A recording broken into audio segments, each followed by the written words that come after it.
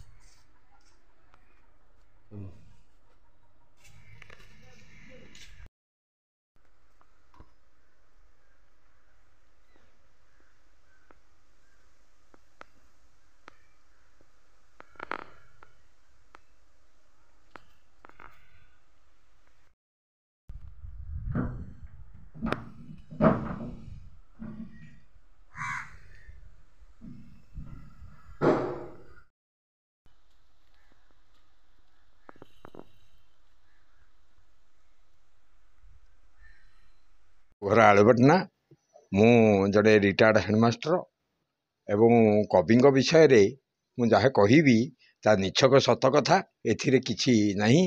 ब्रह्मगिरी निर्वाचन मंडल जड़े कवि जे कि बहु काव्य कविता लिखिं ओडिशार बोधे एते कवि अच्छी कहीं एते काव्य लिखि नथिबे ये लिखिथे 30-40 खंड लिखिथे कि 20 खंड लिखिथे ये जहाँ 60-65 खंड बही लिखिं एवं साहित्य अकादेमी ब्रह्मगिरी निर्वाचन मंडल जड़े कवि साहित्य एकाडेमी पुरस्कृत पाई एवं से राज्यपाल पुरस्कार पाइबापी बर्तमान भी योग्य विवेचित होती। आ कौन मो ठारू चाहती मंदिर कर जड़े जड़े राम भक्त एवं प्रथम आलुपाटଣା रे शिक्षानुष्ठान से निज स्त्री गहना बिकिकी निजे प्राइवेट भाव में करके आम मान रखी एवं पर से सरकारी स्वीकृति पाइला निज स्त्री से शंखा काच बिकिकी से निजे तैयारी थे माइनस स्कूल से निजे तैयारी थे ଲାଇବ୍ରେରୀ ତାଙ୍କର ଗୋଟେ ଜିନା ସାହିତ୍ୟ ମନ୍ଦିର ଲାଇବ୍ରେରୀ ଅଛି, ଗୁଡ଼ାଏ ବହି ଅଛି। କିନ୍ତୁ ଗରିବ ଶ୍ରେଣୀର ଲୋକ ଯୋଗୁଁ ଘରଟେ ସରକାର ଅନୁଦାନ ପାଇପାରିଲାନି, ଘରଟେ ବି କରିପାରିଲେନି। ବହୁ ବହିପତ୍ର ବି ତାଙ୍କର ନଷ୍ଟ ହେଇଗଲା, ତାଙ୍କ ଲିଖିତ ବହି ଏବଂ ମିଳିଥିବା କିଛି ବହି, ସାହାଯ୍ୟ ମିଳିଥିବା କିଛି ବହି ସବୁ ନଷ୍ଟ ହେଲା। ସେ ଘରଟା ବି ଆପଣ ଦେଖିବେ ଯେଉଁ ପ୍ରକାର ଜରାଜୀର୍ଣ୍ଣ ଅବସ୍ଥାରେ ଅଛି। ଆଉ ତାଙ୍କର ବି ଆଉ ସମ୍ବଳ ନାହିଁ, ବୟସ ବି ନାହିଁ, ରୋଜଗାରର କୌଣସି ପନ୍ଥା ବି ନାହିଁ। ସକାଳୁ ସନ୍ଧ୍ୟା ପର୍ଯ୍ୟନ୍ତ ବହି ଦେଖିବା ତାଙ୍କର ହେଲା ଅଭ୍ୟାସ।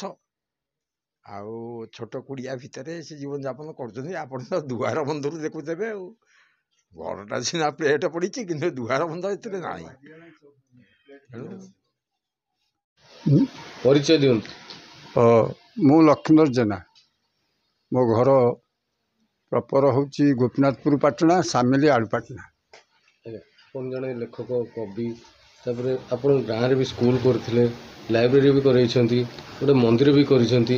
ମୁଁ ଛାତ୍ରାବସ୍ଥାରେ ଗରିବ ଲୋକ ପିଲା ଏହି ଗାଁରେ ବହୁତ ଥିଲେ, ଏ ଅଞ୍ଚଳରେ ବହୁତ ଥିଲେ।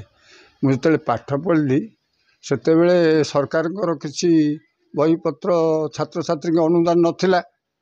ମୁଁ ସବୁ ଟିକେ ଚଳନ୍ତି ଘରର ପିଲାଙ୍କଠୁ କୋର୍ସ ବହି ଚତୁର୍ଥ ପଞ୍ଚମ ଷଷ୍ଠ ସପ୍ତମ ଆଣି ଗୋଟେ ଛାତ୍ରବନ୍ଧୁ, ଚିଲିକା ଛାତ୍ରବନ୍ଧୁ ପାଠାଗାରଟା ଘରୋଇ ଭାବରେ ଆରମ୍ଭ କଲି। ସେଥିରେ ସବୁ ଛାତ୍ରଛାତ୍ରୀଙ୍କୁ ବାର୍ଷିକ ପାଇଁ ସାହାଯ୍ୟ କରାଗଲା। ସେ ବହି ପଢ଼ିକିରି ପାଠ ପଢ଼ି ସାରିଲେ ଆମକୁ ସେ ବହି ଆଣିକିରି ଦେବେ। ତାପରେ ପ୍ରତିବର୍ଷ ପିଲାଙ୍କୁ ମଧ୍ୟ ଆମେ ସେଇ ପ୍ରକାର ଯୋଗେଇଲୁ। ବୋଲେ ଏ ହେଉଛି ଛାତ୍ର ଜୀବନର, ବୋଲେ ଛାତ୍ରଛାତ୍ରୀକି ଯୋଗେଇବା ପାଇଁ ମୋର ଯେଉଁ ପ୍ରକାର ଉଦ୍ୟମ ଥିଲା। ତାପରେ ଶନିବାର ରବିବାର ଦିନ ଆମେ ଗୋଟେ ଡିବେଟିଂ କ୍ଲବ୍ ମୁଁ ମଧ୍ୟ କଲି। ଆମେ ଦୁଇ ଦଳ ହେଇକିରି ମଫସଲ, ସହର, ଶଗଡ଼ ଗାଡ଼ି, ରେଳ ଗାଡ଼ି ଏ ଉପରେ ପ୍ରତିଯୋଗିତା କରି ଆମେ ମଧ୍ୟ ଏଗୁଡ଼ାକ ଚଲେଇଲୁ। ଗାଁର ପୋଖରୀ, କୂଅ ଏସବୁ ଜଳ ଦଳ ନିଷ୍କାସନ ପାଇଁ ମଧ୍ୟ ତାକୁ ସେଇ ସଂଘ ମାଧ୍ୟମରେ ଆମେ ମଧ୍ୟ ଇଏ କଲୁ। ତାପରେ ରାସ୍ତାଘାଟ ଗୁଡ଼ାକ ସଫା କଲୁ। ବୋଲେ କଟକ ଆକାଶବାଣୀ ସହିତ ଆମେ ମଧ୍ୟ ଶିଶୁରାଇଜ ସଂଗଠନ କରି, ଚିଲିକା ଶିଶୁରାଇଜଟିକୁ ଆରମ୍ଭ କରି ଆମର ଆଲୋକ ଭାଇ ମେଘନାଥ ଜେନା, ଜ୍ୟୋତି ଅପା ସାବିତ୍ରୀ ଜେନାଙ୍କୁ ବୋଲେ ତା ସହିତ ଇଏ କରି ଆମେ ଧନ୍ଦା ଆଉ ଛୋଟ ଛୋଟ ଗୀତ ମଧ୍ୟ କଟକ ଆକାଶବାଣୀକୁ ମୋ ଜରିଆରେ ମଧ୍ୟ ମୁଁ ପଠେଇଛି। ଏଇଭଳି ତାପରେ ମୁଁ ପାଠପଢ଼ା ସମୟରେ ଏଗୁଡ଼ାକ ସବୁ କରିଛି। ପାଠପଢ଼ା ଛାଡ଼ିଲି, ମୁଁ ସପ୍ତମଟି ମାତ୍ର ପାଠ ପଢ଼ିଛି ଏଇ ଚିଲିକା ମତ୍ସ୍ୟଜୀବୀ ସ୍କୁଲ ସାତପଡ଼ା ଠାରେ। ସେଠି ମଧ୍ୟ ହଷ୍ଟେଲରେ ମୁଁ ରହେ। ସେ ହଷ୍ଟେଲରେ ରହିବା ଭିତରେ ମୁଁ କବିତା ଲେଖା ଆରମ୍ଭ କଲି। 1962 ମସିହାରେ ମୁଁ କବିତା ଲେଖା ଆରମ୍ଭ କଲି।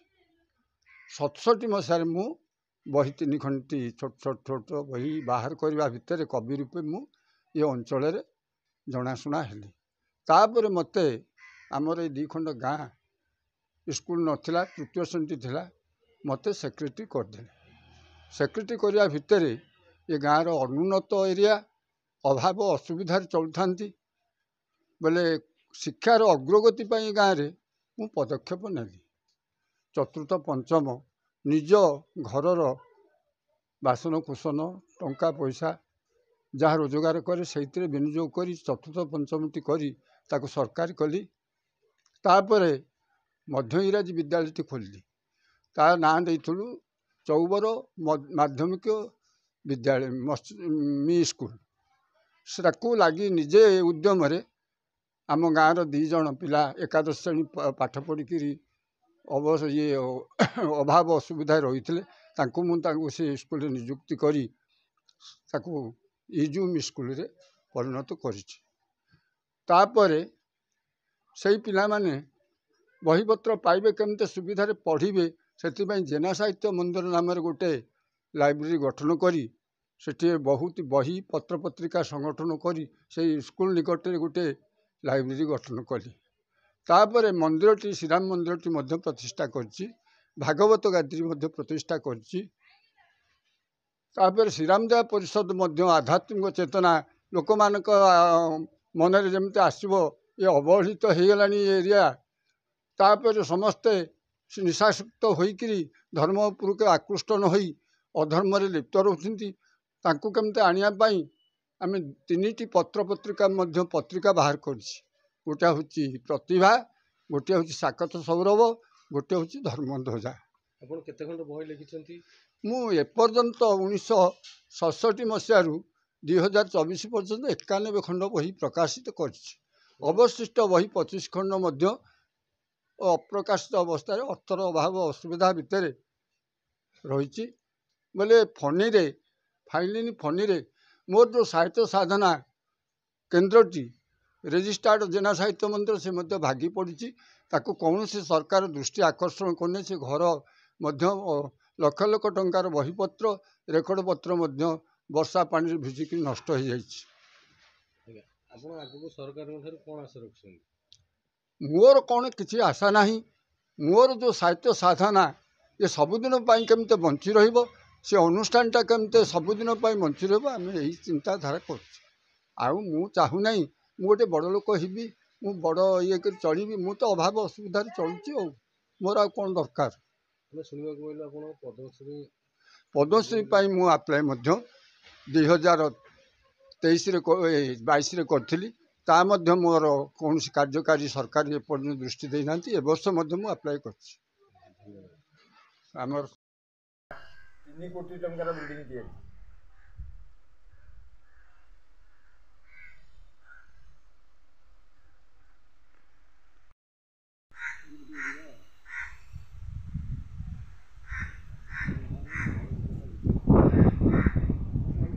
ପୁରୀରୁ ରମେଶ ସାହୁଙ୍କ ରିପୋର୍ଟ, ନ୍ୟୁଜ୍ ଉପାନ୍ତ ଖବର।